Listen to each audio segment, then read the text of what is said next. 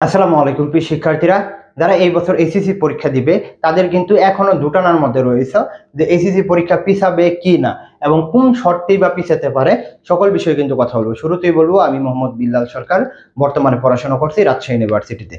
তো তোমরা যারা ইউটিউব থেকে দেখবা অবশ্যই বলবো চ্যানেলটি সাবস্ক্রাইব করে রাখবা, কারণ হচ্ছে যে আমরা এগুলো আপডেট দিব। প্লাস হচ্ছে সামনে তো আমাদের এডমিশনের সকল গাইডলাইনমূলক ভিডিও ক্লাসগুলো আমরা দিব। কমেন্ট বক্সে ফেসবুক পেজের লিঙ্ক, সকলে কিন্তু যুক্ত হয়ে যাবে, একজনও বাকি দিবে না, যাতে তোমরা তোমাদের স্বপ্নের বিশ্ববিদ্যালয় ঢাকা, রাজশাহী, চট্টগ্রাম, জাহাঙ্গীরনগর বিশ্ববিদ্যালয়ে চান্স পাও। যদি আমরা কথা বলি, এক নম্বর হচ্ছে যে শিক্ষার্থীরা শর্ত দিয়েছে, সেই শর্ত কিন্তু আমরা দেখলাম যে শিক্ষা বোর্ড মানতেছে না। তারা বলতেছে যে যেহেতু আমাদের করোনা নিয়ে সমস্যা হচ্ছে, প্লাস হচ্ছে তোমাদের অনেক পড়া হচ্ছে না, প্লাস হচ্ছে তোমরা চাচ্ছ যে আমাদের কি এমসিকিউ প্লাস সিকিউ দুইটা মিলিয়ে পাস দিতে, এরকম চাচ্ছ।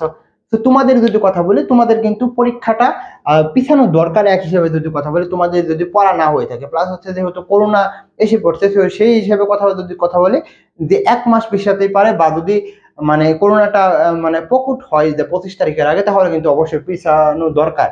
আর যদি না পিছাই, তোমাদের যেটা কথা হলো, যেহেতু তোমরা আন্দোলন করতেছো, তোমাদের কথা তেমন শুনতেছে না, তোমাদের যেটা করতে হবে অবশ্যই এই পরীক্ষার জন্য প্রিপারেশনটা সঠিকভাবে নিতে হবে। আর তোমাদের যেটা হয়েছে যে তোমরা আন্দোলন করো, সমস্যা নয়, যদি আন্দোলন করো, আন্দোলন করার সাথে সাথে কিন্তু তোমাদের পরীক্ষার জন্য প্রস্তুতিটা নিতে পারো। তো যদি কথা বলি যে পরীক্ষা পিছানো উচিত নাকি, যদি কথা বলি অবশ্যই হ্যাঁ, 15 থেকে 20 দিন পিছানো যায়, কিন্তু পরীক্ষায় কি পিছাবে কিনা কিন্তু মোটামুটি ধরে রাখতে পারো যে এই যে এসিসি পরীক্ষা, সেটা কিন্তু আসলে তেমন পিছাবে না আর কি। শিক্ষা বোর্ডও চাচ্ছে না যে পিছানোর জন্য, কারণ হচ্ছে করোনাতে এরকম নাই যে একদিনে মানে 20টা 30টা করে মারা যাচ্ছে করোনাতে। এরকম যদি হইতো তাহলে একটা কথা ছিল, কিন্তু অনেক জায়গায় বৃষ্টি হচ্ছে, যদি বন্যা হয় তখন হয়তো বা পিছানোর একটা সম্ভাবনা থাকবে, কিন্তু এখনো তো তেমন কিছু তারা রেসপন্স করে নাই।